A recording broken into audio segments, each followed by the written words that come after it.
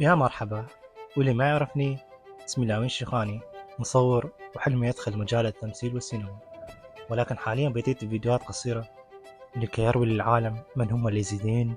قررت أسوي سلسلة متكونة من 7 أيام أحكي بها عن عيد الجماعية في لالش المقدس، واليوم هو أول يوم يسمونه بري شبايكي، وأهل المنطقة مسوين مراسيم وتحضيرات للاستقبال.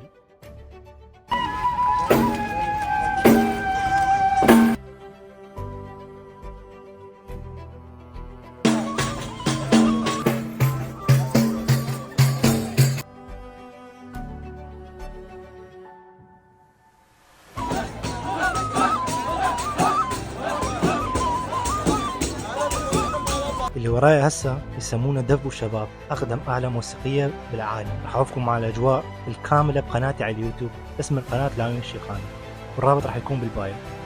وأتمنى يعجبكم المقطع والسلسلة. لا تنسون دعمكم بلايك وإعادة مشاركة ومتابعتي للاستماع.